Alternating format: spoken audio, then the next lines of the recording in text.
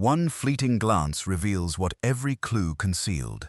Welcome to Clue Lore. I am your host, Vale. Share where you're listening from below. I'm grateful you're here. Let's start. There are days in the brownstone on West 35th Street when the world behaves itself. The orchids get their hours, Fritz gets his kitchen, Wolfe gets his beer, I get my desk, and the human race has the courtesy to commit its stupidities somewhere else. This was not one of those days. It began at 11:20 in the morning, which is already a suspicious hour for trouble. Trouble with polish generally arrives after lunch, wearing gloves. Trouble with desperation arrives before breakfast, with damp shoes and wild eyes.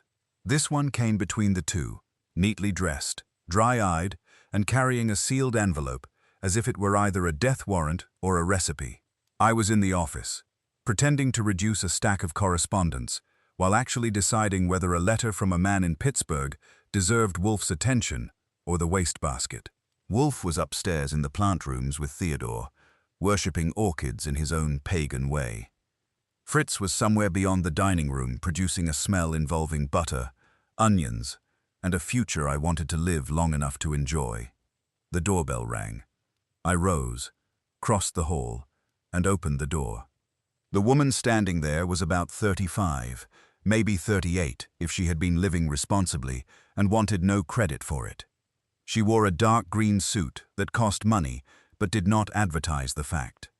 Her hat was simple, her shoes were sensible, and her face was the kind that makes a man look once because it is attractive and twice because it is guarded.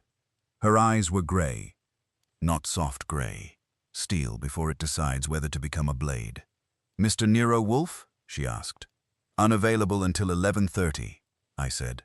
"That gives you 10 minutes to decide whether you want to wait, leave, or tell me why you rang his bell. You are Mr. Goodwin. I have been accused of it. My name is Marion Vale." She waited, apparently expecting the name to do something to me. It didn't. I gave it a fair chance. "Congratulations," I said. "Come in." She stepped into the hall and took one quick look around. People do that in Wolfe's house. Some admire the rugs. Some notice the elevator. Some estimate the value of the furniture. And some immediately understand that the place belongs to a man who has arranged the world to keep it at a distance. Miss Vale understood something. I saw it. Her mouth tightened for half a second. Not in disapproval, but in calculation. I took her hat and coat. She held onto the envelope.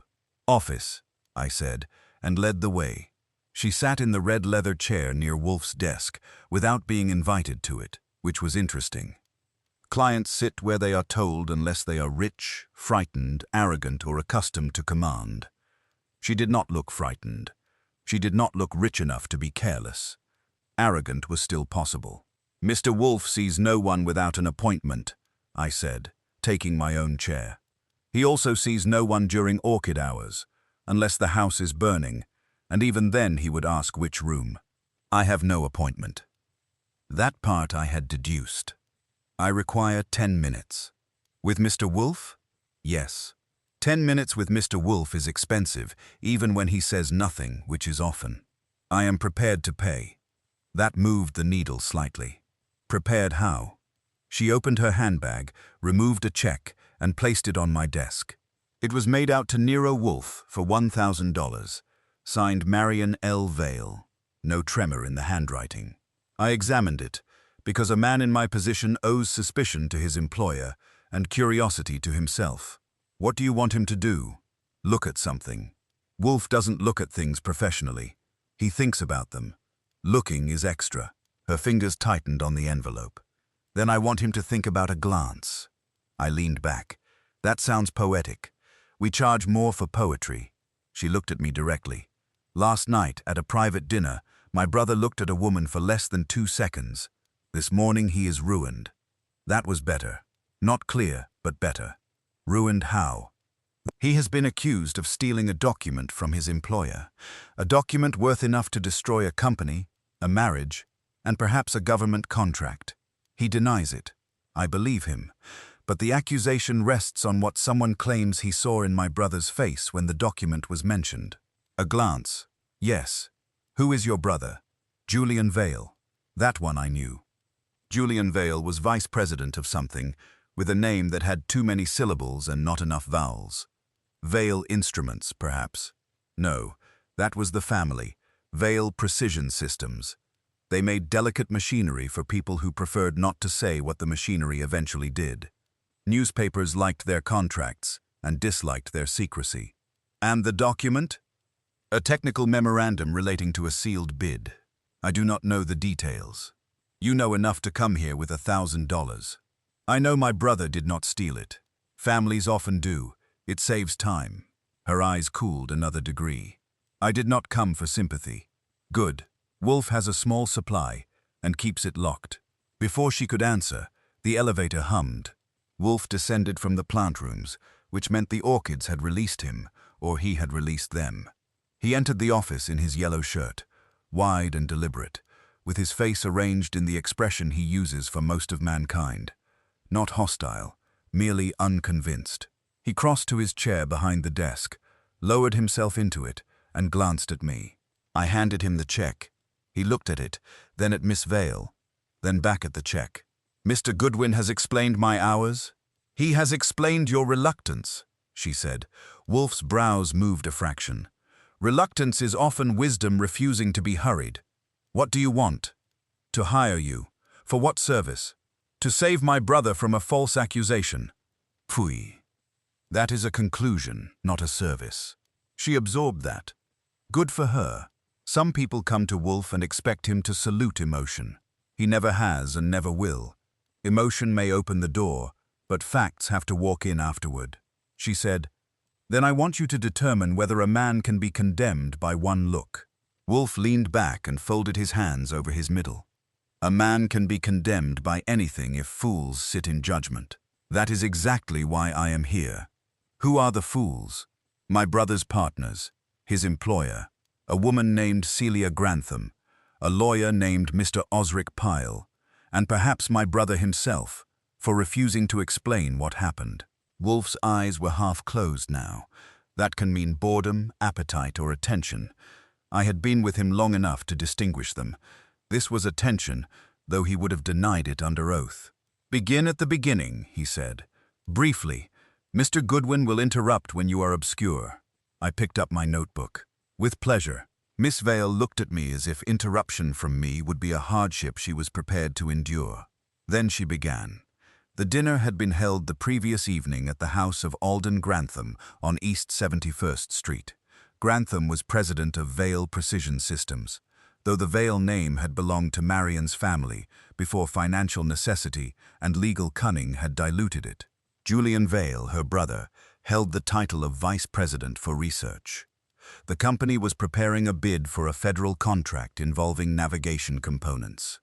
The memorandum in question was a confidential analysis of their competitors' likely pricing. If that memorandum had been copied, sold, or strategically leaked, the company's position could collapse.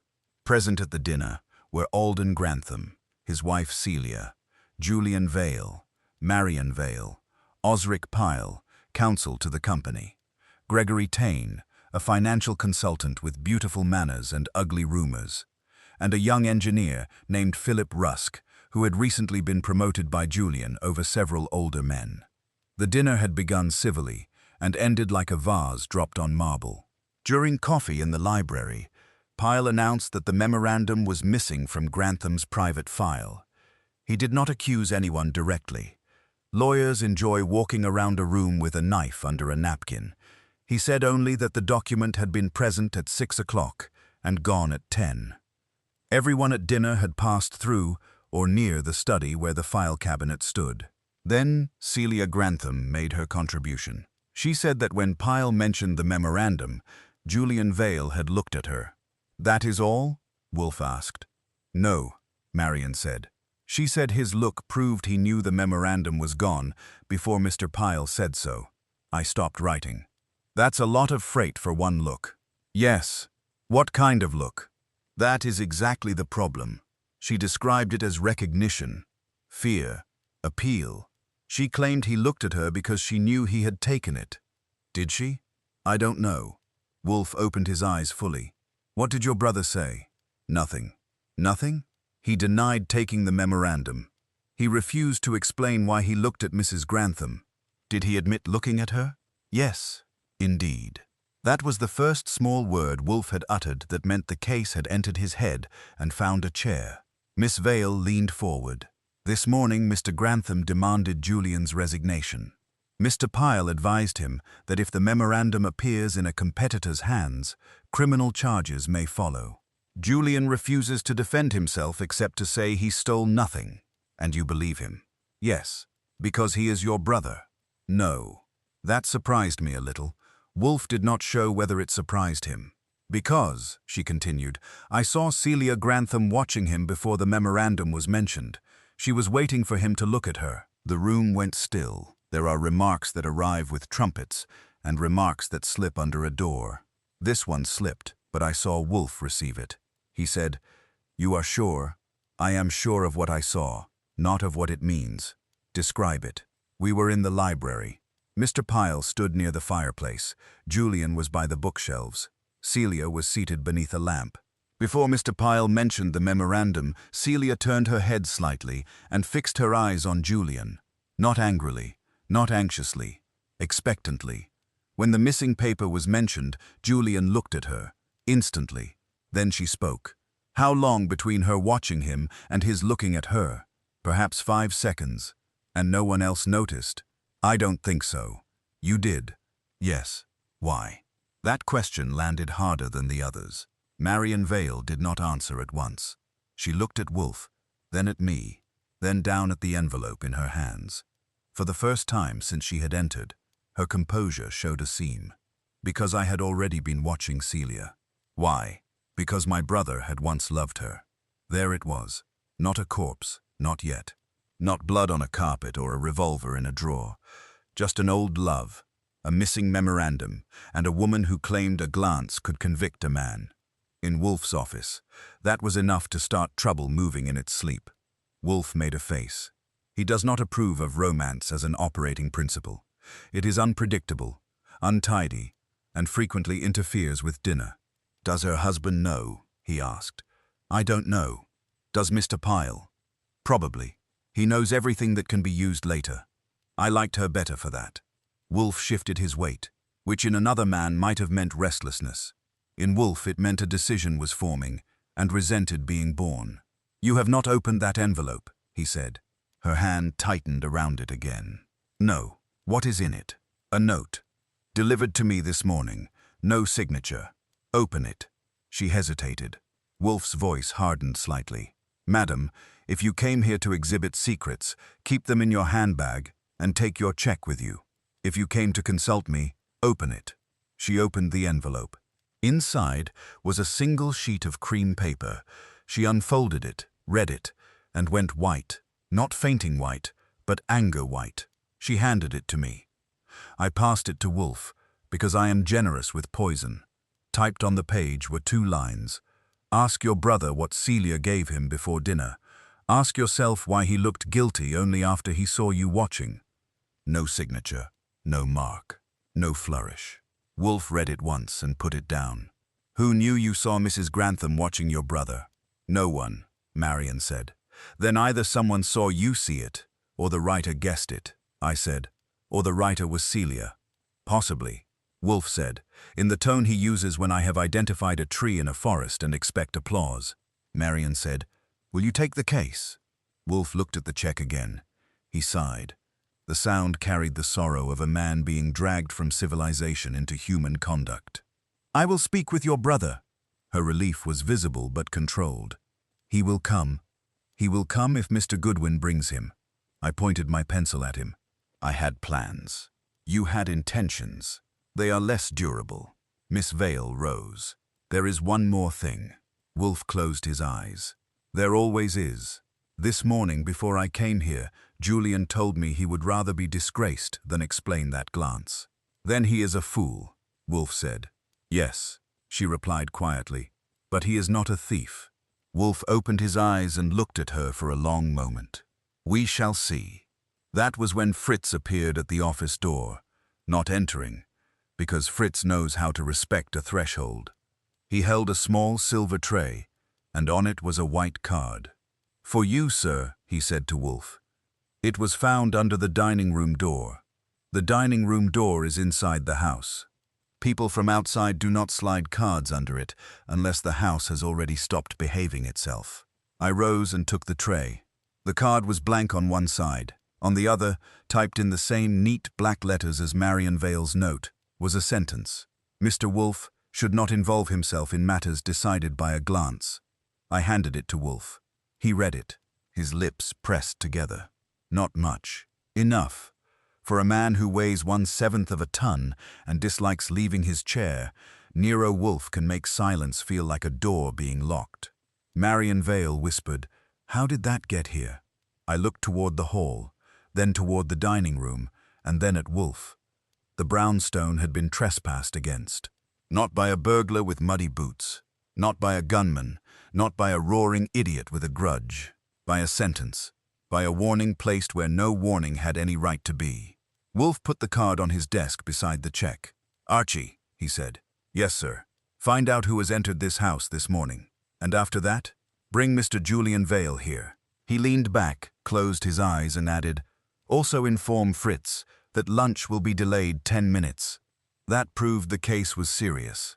I have seen Wolfe annoyed by many things. Bad grammar, thin sauce, late clients, cold beer, hot beer, misplaced commas, and people who call orchids flowers as if that settled the matter. But a message introduced into his house without permission ranked higher than all of them. It was not merely rude. It was intimate. It had touched the machinery of his comfort. He did not roar. Wolfe never roars. He sat with his eyes shut and his lips working a little, as if he had tasted a sauce with too much vinegar and was deciding whether civilization could survive it.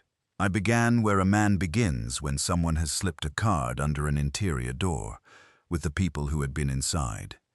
That narrowed the field, but not enough to make me cheerful. Fritz had admitted the milkman at 7:30, though only to the service entrance. A messenger from Brentano's had delivered 3 books at 9:15 and had not crossed the threshold beyond the front hall. Theodore had come down from the plant rooms at 10 for twine and gone back up with nothing more criminal than dirt under his fingernails. The cleaning woman had not been due. No electrician, plumber, collector, salesman, missionary, poet, or other public menace had entered. Marion Vale had entered at 11:20. The card had been found at 11:43. That made the thing either impossible or insulting, and I do not care for either before lunch. I went to the dining room. Fritz stood there with his dignity wounded. He had already inspected the door, the rug, the sideboard, and the silver cabinet with the tragic seriousness of a man whose kitchen had been accused of treason. "Archie," he said, "no one came in here. Cards do not crawl, Fritz. In this house, perhaps not. Outside, I do not answer." I got down on one knee and looked under the dining room door. There was enough clearance for a card to be pushed through, but that did not explain how the pusher had got to the other side of it. The hall beyond led toward the pantry and kitchen. A person entering by the service door could pass that way, but Fritz would have heard. Fritz can hear a radish being insulted. "You were in the kitchen when you found it?" "Yes. I came to see if the table was ready for lunch. It lay there, just inside the room. Face up? Blank side up. When were you last in here before that?" 11:15. To set the glasses. That was 5 minutes before Marion Vale arrived. The card had appeared after that. I returned to the office. Marion was standing now, not pacing. Only standing. Some people pace to prove they are thinking. She did not waste the motion. Wolfe had not moved. The 2 cards lay before him like specimens of a disease. "Well?" he asked. "The house has confessed nothing. Fritz swears no one entered the dining room after 11:15. The card was found at 11:43. Miss Vale arrived at 11:20 and stayed with me until you came down." Wolfe opened one eye at Marion. "Your handbag." She stared. "I beg your pardon." "Your handbag. Put it on Mr. Goodwin's desk." She did not like it. I did not blame her, but she did it. I emptied it with professional courtesy, which is to say thoroughly but without making faces. A purse, compact, keys, cigarette case, lighter, 2 handkerchiefs, a small bottle of smelling salts, 3 letters, a leather notebook, and a folded clipping from the morning paper about Vale Precision Systems. No blank cards, no cream paper, no portable typewriter, which would have been useful but bulky. I put everything back. Clean, Wolfe grunted. Her coat. I had hung it in the hall. I checked the pockets. Nothing except a pair of gloves and a theater stub from 2 weeks earlier. When I came back, Wolfe was regarding Marion with an expression that could have been called severe by anyone who had never seen him really severe. "You understand, madam," he said, "that if you placed that card in my dining room to hasten my interest, you chose poorly." Her face went hard. "I did not." "Good. I prefer not to believe that my clients begin by insulting me. It complicates billing. I did not bring it into your house. Then someone else did. That is also unpleasant." The phone rang.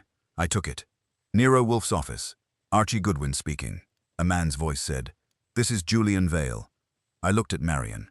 Her eyes moved. Not much, but enough. I covered the mouthpiece. "Your brother. Let me speak to him." Wolfe said, "No. Put him through." I did. Wolfe lifted his receiver as if it weighed less than his patience. "This is Nero Wolfe." I could hear only Julian's side as a murmur, quick and low. Wolfe interrupted. "No. You will come here. At once." Another murmur. "You have been accused of theft, and you refuse explanation. That is your privilege. It is also stupid. I dislike stupidity when it invades my office." The murmur sharpened. Wolfe's tone did not. "Your sister is here. She has paid me a retainer. If you object, reimburse her, and remain a fool elsewhere." That got silence, even through the receiver. Wolfe said, 30 minutes, and hung up. Marion's mouth had softened, but not with relief, with dread. He agreed. He will come. He sounded angry. He sounded alive. That is an advantage. Wolfe pushed back his chair a 1/4 inch, which is his version of rising to meet danger. "Archie, phone Saul. Tell him to learn who among last night's dinner guests has been in the neighborhood of this house this morning, particularly between 11 and noon. Saul can't learn that by magic. No, he will use skill. That is why I pay him. I called Saul Panzer. If there has ever been a man born to find out whether a shadow took a taxi, it is Saul. I gave him the names: Alden Grantham, Celia Grantham, Osric Pyle, Gregory Taine, Philip Rusk, Julian Vale, and Marion for completeness. I told him about the card. He made no dramatic remarks. Saul never wastes air when a fact will do. He said, "I'll start with the block," and rang off. When I turned back, Wolfe was reading the typed cards again. He had placed them side by side. Same letters, same spacing, same machine probably. I bent over his shoulder, which he dislikes but tolerates when he needs my eyes. "Elite type," I said. "Clean ribbon. The E rides high." "Noted." "You noticed it before I did." "Also noted." Marion said, "What does it mean?" "It means," Wolfe said, "that the writer is either careless enough to use the same machine twice, or confident enough to make the repetition useful." Useful to whom? To himself. Or to me. We do not yet know which. Fritz appeared again, this time with no card, only moral injury. "Lunch, sir." Wolfe looked at the clock. It was 12:14. Lunch was being persecuted by circumstances. "In 10 minutes, Wolfe said. Fritz's eyebrows rose. "Again?" "Yes." Fritz withdrew, and I would not have wanted to be an onion in his kitchen. Marion sat down slowly. "Mr. Wolfe, I should tell you something more about Celia. That would be welcome, if it is fact. It is fact that she married Alden Grantham 6 years ago. Before that, she and Julian were engaged. Formally? Yes. It was broken publicly and badly. My father was still alive then. He accused Julian of weakness. Celia accused him of cowardice. Julian never spoke of it again. Why was it broken?" Marion hesitated. "Money. Ambition. Alden had control of the company financing. Celia wanted security, position. Julian had brilliance, but no control. And now, Now Julian has become necessary to the company, and Alden resents needing him. I said, that makes Grantham a suspect in any ordinary theft. If Julian falls, Grantham can blame him and keep control. Wolfe grunted. Do not gallop. We have not yet saddled the horse. The doorbell rang. I went. The man on the stoop was tall, lean, and pale in a way that suggested either poor sleep or good breeding overdone. Julian Vale had Marian's grey eyes, but where hers were steel, his were smoke. His hat was in his hand. His overcoat was open. He looked like a man who had dressed carefully and then lost an argument with his nerves. I'm Julian Vale. I'm Archie Goodwin. Come in and be uncomfortable with the others. He gave me a brief look. My sister is here? She started the party. I took him to the office. Marian stood when he entered. He did not go to her. He stopped just inside the door, saw Wolfe, saw the cards on the desk, and then saw his sister. It was not a guilty look. I had seen guilty. Guilty watches exits. Julian watched damage. Wolfe pointed to the red leather chair. Sit down. Julian remained standing. I came because Marian asked you to interfere. I won't have it. You won't? No. Wolfe leaned back. Then leave. Return the $1,000 to your sister. When you are dismissed from your position and perhaps indicted, console yourself with the purity of your obstinacy. Julian flushed. You know nothing about it. That is why you are here. I did not steal the memorandum. Then why did you look at Mrs. Grantham? Julian's jaw tightened. Wolfe waited. I watched Marian watch her brother. She wanted him to speak. She feared that he would. Julian said, that is private. No, Wolfe said. It was private last night. Today, it is evidence. I owe Celia Grantham a silence. Indeed. Does she owe you one? That landed. Julian's eyes changed. Just for a flicker, but a flicker can be a paragraph if you know where to put the punctuation. Wolfe saw it too. What did she give you before dinner? Julian turned his head sharply toward Marian. Who told you that? Marian whispered. A note. He looked at the cards on Wolfe's desk and took one step forward. Where did those come from?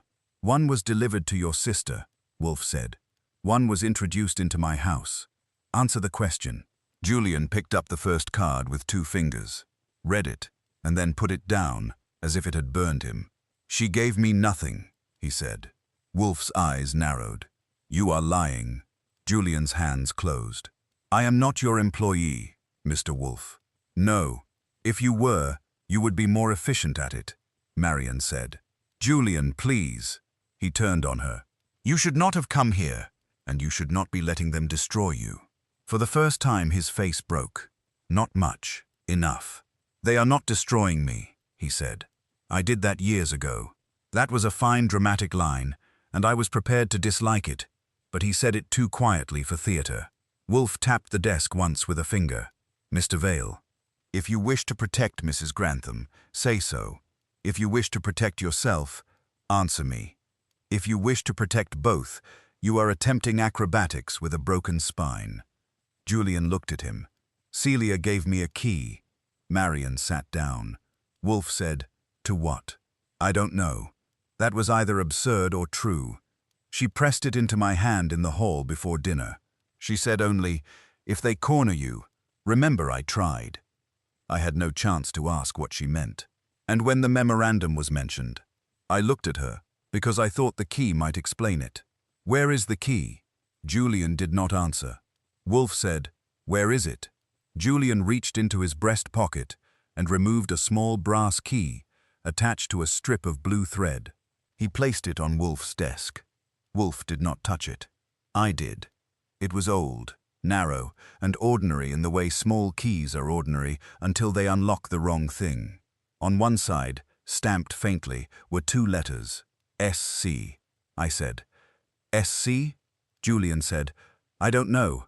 Wolfe looked at the key, then at Julian, then at Marian. Now, he said, we have begun. Wolfe regarded the key as if it had been offered to him by a committee. He dislikes committees, and he dislikes objects that pretend to be facts before they have earned it. Archie, he said, put it in an envelope. I did. I took a clean one from my drawer, dropped the key in, marked it with the time, and placed it on the corner of Wolfe's desk. Julian Vale watched the operation with the expression of a man seeing a private mistake become public property. Wolfe said, "Who else saw Mrs. Grantham give you the key?" "No one. You are certain?" "I believe so." "That is not the same thing." Julian's mouth tightened. "I was in the hall outside the library. The others were in the dining room. Celia came from the powder room. She stopped me, put the key in my hand, and spoke as I told you. Then she went in ahead of me." "Did you look at the key?" "Not then." "When?" "After dinner, in the library. When Pyle said the memorandum was missing." "Before or after you looked at Mrs. Grantham?" Julian looked at the floor. "After." "That is awkward," I said. "You looked guilty before you checked the alleged reason." He gave me a sharp glance. "I did not say the key was the only reason." Wolfe's eyes opened wider. "Good. We have reached the second lie," Marion said. "Julian." "No," he said. "I have already said too much." "Too little," Wolfe corrected. "Far too little. You are protecting a woman who has not hesitated to let suspicion settle on you. She did not accuse me. She described your face in a manner designed to convict you without using the words. That is neater and more dangerous." Julian made no answer. Wolfe leaned back. "Tell me about the study." Julian blinked, grateful perhaps for ground that seemed less muddy. "Alden's study is behind the library. It has one door from the hall and another from the library. The private file cabinet is beside the desk. Pyle says the memorandum was locked in the upper drawer at 6. Who had keys? Alden. Pyle. Possibly Celia. I don't know. And you? No. Could the cabinet be forced? Not without marks. Were there marks? Pyle said no. I asked, "Where were you between 6 and 10? "At dinner mostly. Before dinner, in the drawing room, then the hall with Celia, for less than a minute. During coffee, I was in the library. I never entered the study." "Never?" "Not that evening." Wolfe frowned. A denial modified by memory is a weak structure. "Did anyone see you near the study door?" "Probably. The library door to the study was closed." "Probably," Wolfe repeated. He made the words sound like spoiled fish. The phone rang again. "I got it," Saul Panzer said. "A grey Packard registered to Eldon Grantham, stopped across from your house at 11:08. Driver stayed behind the wheel. A woman got out, crossed the street, and went west on foot. Hat with a veil, fur collar. She returned at 11:52. Did she enter Wolfe's house? Not by the front. I'm checking the service side and the alley. Could be Celia. Build fits. I haven't got the face yet. Keep at it." I hung up and reported. Marion went still. Julian went stiff. Wolfe said, "Mrs. Grantham came here before your sister arrived." Julian said, "You don't know it was Celia?" "No. I know a woman fitting a possible description left Mr. Grantham's car near my house before the warning appeared inside it. That is not proof, but it is enough to make me irritable." Marion's voice was quiet. "Why would she come here?" "To prevent your coming," Wolfe said. "Or to ensure it. The ambiguity is deliberate." Julian looked at his sister. "Did Celia know you meant to consult Wolfe?" "No. I told no one. You told me yesterday that if this became public you would find help. I said I would not let you be sacrificed." "Who heard you?" Marion hesitated. "Gregory Taine may have. He was near the piano." Wolfe turned his head an inch. "Mr. Taine. Describe him," Julian said. "Consultant. Smooth. Dangerous only if you sign what he hands you." Marion said, "He is Alden's financial advisor. He has been urging a merger." Julian opposed it. "With whom?" "Stanton Components." I looked at the envelope containing the key. S.C. Wolfe did not move, but the room seemed to shift around him. "Stanton Components," he said. "A competitor?" "Not exactly," Julian said. "A supplier, sometimes a rival. They want access to our patents. A merger would give them that. And the missing memorandum could help them. It could help anyone bidding against us. It would be valuable." "Who favors the merger?" "Alden, under pressure. Taine strongly. Pyle says he is neutral, which means he has chosen a side and invoiced both." "And Mrs. Grantham?" Julian's face closed again. Celia favors survival. That is a slogan, Wolfe snapped. I asked for a position. She wants Alden secure. Or herself. Julian did not deny it. Wolfe closed his eyes. We have motives sprouting like mold. Alden Grantham may profit by blaming you and forcing the merger. Tane may profit by delivering the company to Stanton. Pyle may profit by managing the legal wreckage. Mrs. Grantham may be protecting her husband, herself, or an old lover she has chosen to injure with precision. Mr. Rusk remains uncolored. Philip Rusk is loyal, Julian said. To whom? To the work. Admirable. Also insufficient. That was when the front doorbell rang again. I went to answer it, feeling that the brownstone had become Grand Central with better rugs. On the stoop stood a man in a dark overcoat and a Homburg with a narrow face arranged by years of legal practice into permanent caution. He held a card between two gloved fingers. Mr. Goodwin? Osric Pyle. I believe Mr. Wolfe is entertaining members of Vale Precision Systems without authority. Authority, I said, is usually less welcome here than cash. I must insist on seeing him. You must. I represent Alden Grantham and the company. That sounds tiring. Come in. I brought him to the office. His eyes found Julian first, then Marion, then Wolfe, and finally the two typed messages on the desk. He was good. His eyebrows barely moved. But they moved. Wolfe said, Mr. Pyle, you are unexpected. I came to prevent further indiscretion.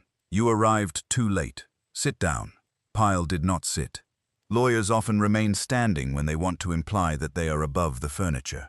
Mr. Wolfe, any inquiry into the missing memorandum must proceed through proper channels.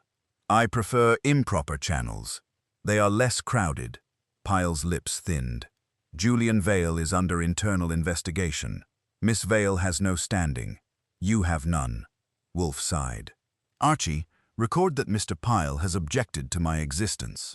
Done. Pyle looked at Julian. You were instructed not to discuss this matter. Julian said, I was instructed by a man trying to ruin me. You are ruining yourself. Wolfe said, Enough. Mr. Pyle, where is Mrs. Grantham? The lawyer's caution slipped half an inch. At home, I presume. You presume badly. A woman fitting her description came to this block this morning. Did she come on your instruction? No. On Mr. Grantham's? I know nothing of it. That is not an answer. It is the only one you will receive. Wolfe's face hardened. Then receive one from me. If another message enters my house without invitation, I shall not ask who authorized it. I shall assume it came from the person most frightened by my questions and proceed accordingly. Pyle looked at the cards again. What messages? I smiled at him. The ones your eyebrows recognized. For the first time, Pyle looked at me with dislike. That was friendly of him. It made things even. He said, You are making a mistake. Wolfe said, Possibly, but it is mine. The phone rang once more. I answered, and Saul's voice came in flat and useful. The woman was Celia Grantham. She entered by the service alley. A boy from the grocer saw her at your back gate at 11:29. I covered the mouthpiece and looked at Wolfe. She was here, I said, at the back gate. Julian stood up. Marion drew in a breath. Osric Pyle's face went blank with such professional speed that it told me more than surprise would have. Wolfe opened his eyes fully. Archie, he said, tell Saul to find Mrs. Grantham. Not later, now. I told Saul exactly that, using fewer syllables, and hung up. By then the office had developed a climate of its own. Julian Vale was standing as if he had been ordered to face a firing squad, and was objecting only to the blindfold. Marion sat with both hands folded over her handbag, the way people fold hands when they are restraining them from doing something dramatic. Osric Pyle had recovered his lawyer's face, but not his lawyer's comfort. Wolfe saw all three, and approved of none of them. Mr. Pyle, he said, sit down. I prefer to stand. I don't. Pyle sat. It was not surrender, but it was a deposit on one. Wolfe turned to Julian. You will remain available. I have work. You had work. You are now evidence with shoes. Julian looked ready to object, found nothing useful to object with, and sat again. I gave him credit. Many men, when cornered by Wolfe, mistake noise for escape. Pyle said, "Mrs. Grantham's presence near this house proves nothing." "Nothing is a strong word," Wolfe said. "It proves she was near this house after your client's confidential memorandum vanished and after Miss Vale received a note referring to a private circumstance. It also proves she approached my service gate instead of my front door.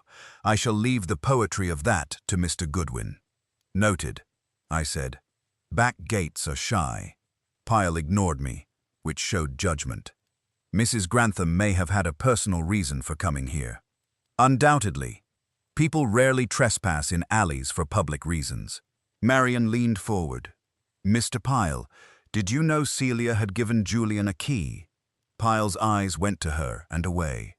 That was the second pair of eyebrows of the day to betray their owner. Wolfe said, "Answer her." "I knew nothing of any key. Your face disagrees." "My face is not under examination. Everything in this room is under examination." Pyle stood again. Some men use height as an argument when words have failed them. "I have tolerated enough. Mr. Wolfe, you have no authority to detain anyone, examine anyone, or interfere with a confidential company matter." "Correct," Wolfe said. "I have only intelligence, appetite, and an annoyed client. They often suffice." Pyle turned to Julian. "If you discuss further details, I will advise Mr. Grantham to proceed formally." Julian laughed once, without amusement. "Advise him? You have been winding him since last night." "Careful." "No, you be careful." Julian rose too, and for a moment I thought the room might become physical, which would have offended Wolfe and endangered a vase.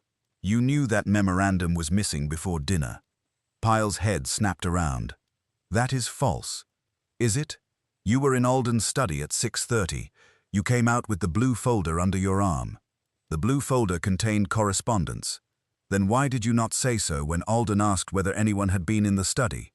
Pyle's lips parted and closed. He had been struck, not hard enough to fall, but hard enough to stop pretending the blow had not landed. Wolfe's voice came quietly. "Mr. Vale, you omitted that earlier." Julian looked at him. "I had forgotten." "No, you had selected." Marion said, "Julian, did you see him take the memorandum?" "I saw him with a folder. I didn't know what was in it." Pyle regained speech. "This is contemptible. I handled several company papers at Mr. Grantham's request. There is nothing secret in that." "Then why," Wolfe asked, "did Mr. Vale's mention of it disturb you?" "It did not." "Pfui." The phone rang before Pyle could choose between indignation and retreat. I answered. It was Saul again. "Mrs. Grantham is not at the Grantham house," he said. "Alden Grantham says she is resting and won't be disturbed.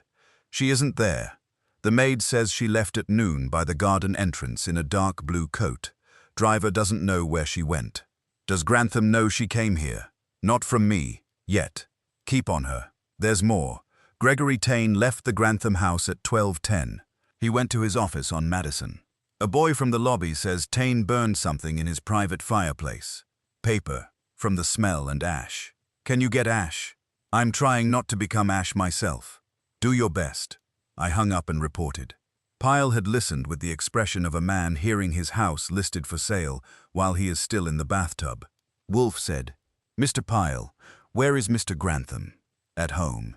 Tell him to come here at 6 o'clock.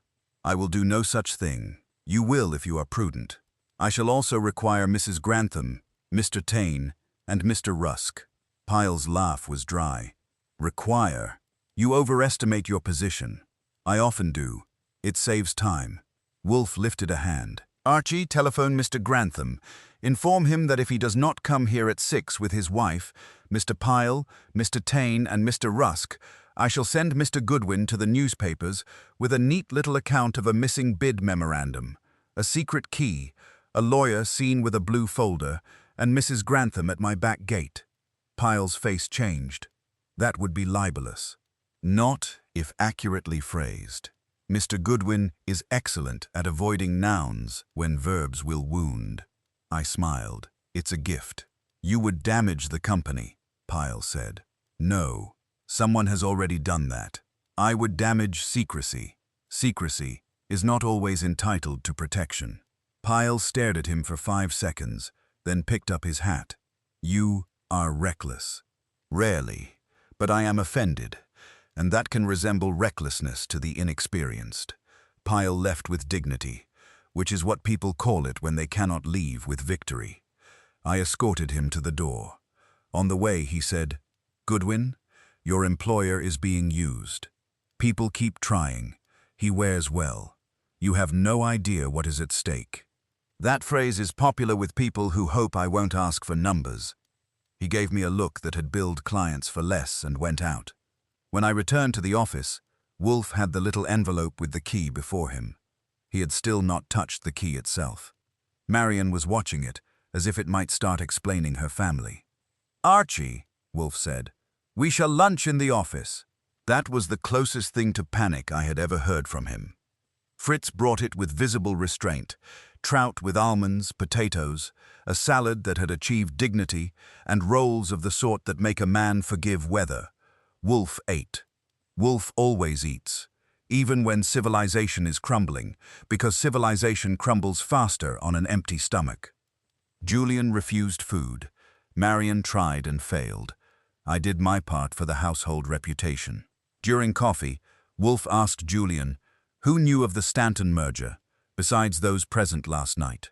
Senior staff, some board members, not Philip Rusk, officially, but he would know. He works in research. He hears more than he is told.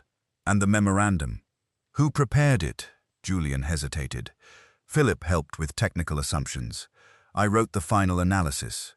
Alden kept the only signed copy. Typed by whom? His secretary, Miss Kramer. Where is she? Out sick today. Convenient, Marion said. She has been with the company 12 years. That is time enough to learn methods, Wolfe said. Or loyalty. The doorbell rang again. I went to it expecting another lawyer, a rival consultant, or possibly a man selling tickets to the collapse of American business. Instead, I found a young fellow with damp hair, a narrow jaw, and anxious eyes behind round spectacles. He looked like an engineer, because he seemed annoyed that human beings were not built to specification. Philip Rusk, he said, I must see Mr. Wolfe. People who say must usually mean they want to. I was followed. That improved him. By whom? I don't know. A woman telephoned and told me Julian Vale would be arrested unless I brought the thing I found. What thing? He swallowed. I think it's what the key opens. I took him in. Wolfe looked at him, then at me, then at the bulge under Rusk's coat. Mr. Rusk, Wolfe said, remove that object slowly and place it on Mr. Goodwin's desk. Rusk obeyed. It was a small black metal cash box, old enough to have character, and new scratches around the lock. On its lid, painted in faded white letters, were the initials SC. Julian stared at it. Marion whispered, Stanton Components. Philip Rusk shook his head. No, not Stanton. Wolfe's eyes narrowed. Rusk said, SC was Celia's name before she married Grantham. Celia Cross. And with that, the key on Wolfe's desk stopped being an object and became a memory with teeth. Alden Grantham sat as if the chair had insulted him. He put his gloves on his knee, aligned them, and looked at Wolfe with the expression of a man prepared to buy the room rather than answer questions in it. Wolfe was not for sale. That has always been one of his defects from the viewpoint of people with money. You have something belonging to me, Grantham said. I have many things belonging to me, Wolfe replied. The box belongs neither to you nor to me. It appears to have belonged to Miss Celia Cross. My wife's maiden property is not your concern. Everything becomes my concern once it is smuggled into my house by warning card, back gate, and anonymous telephone. You should have restrained your household. Grantham's eyes went to Julian. This is your doing. Julian said nothing. That was becoming his specialty, though lately it had been losing its shine. Wolfe tapped the black box with one finger. 9 years ago, Martin Cross discovered improper alloy substitutions at the Vale plant. He died soon afterward in an industrial accident. A letter from you advised Cyrus Vale to suppress the matter. Grantham did not blink. Old business. Settled. Dead men often are. Their facts less so. You are implying criminal responsibility. I am implying nothing. I am arranging facts where they may be seen. Grantham leaned forward. The missing memorandum is the only current issue. Julian had access, motive, and guilty conduct.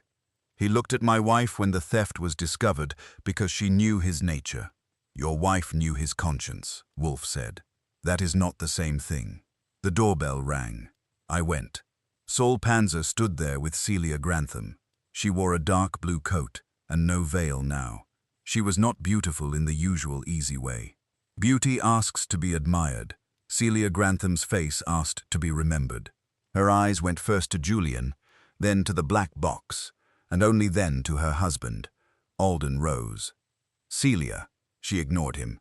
Mr. Wolfe, I came because your man said you had the box. Your box, Wolfe said. Sit down. I would rather stand. I have heard that today from too many people. Sit. She sat. Wolfe's eyes moved to Saul. Saul gave the smallest nod. That meant he had something and would provide it when summoned, which is one of the reasons Wolfe uses him instead of the police whenever possible. Wolfe said, Mrs. Grantham, did you put the warning card under my dining room door? Yes. Alden turned on her. You entered this house. By the back gate. I had been here once years ago with Julian. I remembered the passage. Wolfe's head moved a fraction. Why? To frighten you away. Pfui. You came to make sure I stayed interested. For the first time, Celia's face shifted. Not much. Enough. Wolfe continued. You knew Marion Vale would come. You knew she had seen you watching Julian last night. The first anonymous note forced her to connect the glance with your waiting. The second note forced me to regard the matter as an invasion. You did not wish me away, madam. You wished me offended. Celia lowered her eyes. Alden said, This is lunacy. No, Wolfe said. It is strategy. Your wife understood my vanity better than you do. I did not write that down. There are limits to self-incrimination. Wolfe turned to Julian. Mrs. Grantham gave you the key before dinner because she wanted the old box opened. She wanted the contents available, but the theft of the memorandum was not hers. Celia looked up sharply. Wolfe said, Nor Julian Vale's, nor Marion Vale's. Mr. Rusk did not steal it. He merely found what Mrs. Grantham arranged to be found.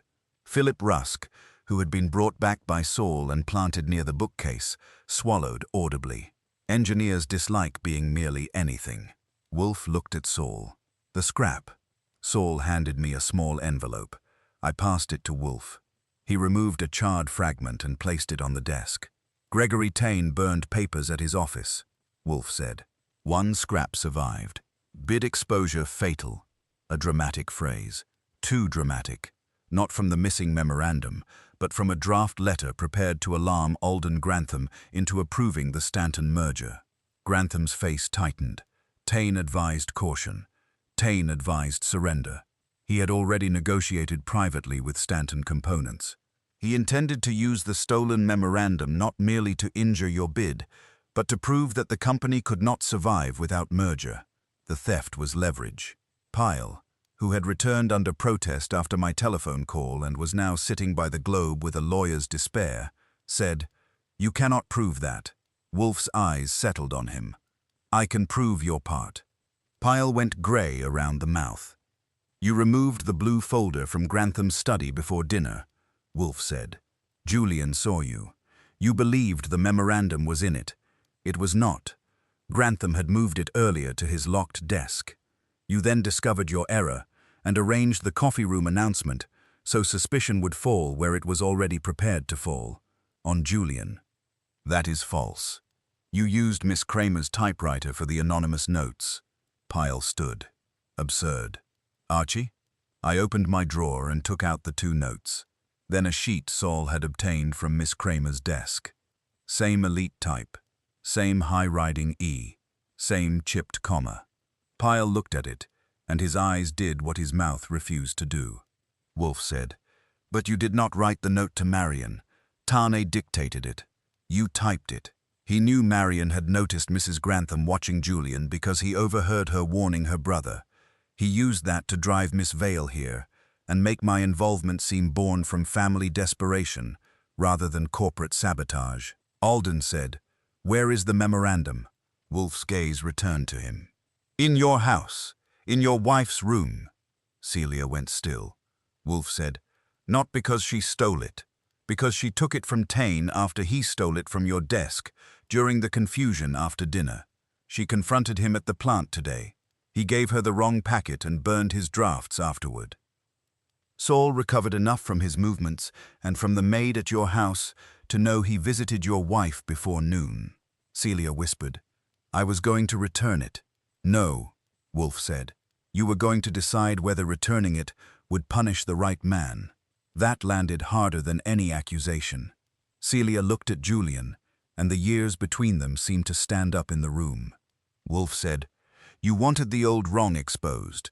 You also wanted Julian to feel, for one night, what it was to be condemned by silence. But you did not intend Taine and Pyle to destroy him permanently. That was your error. Malice hires better help than remorse." No one spoke. Then Alden Grantham said, "Celia, is this true?" She looked at him. "Martin died because your substituted alloy failed under test, my brother told me. Julian promised to expose it.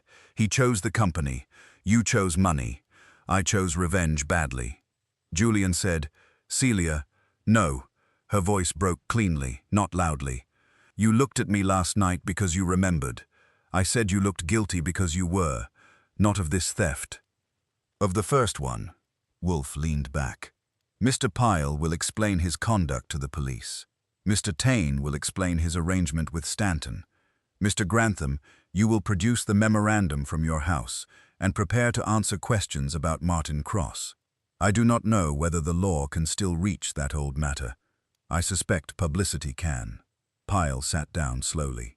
It was the first sensible thing he had done. By 8 o'clock the police had been called. Taine had been collected before he could board a train, and the memorandum had been found where Wolfe said it would be, sealed in Celia Grantham's dressing table drawer. Julian Vale was not arrested. That did not make him innocent of life, only of the charge on the table. When the last of them had gone, the brownstone exhaled. Fritz served dinner late, which Wolfe accepted as if he had personally granted time an extension.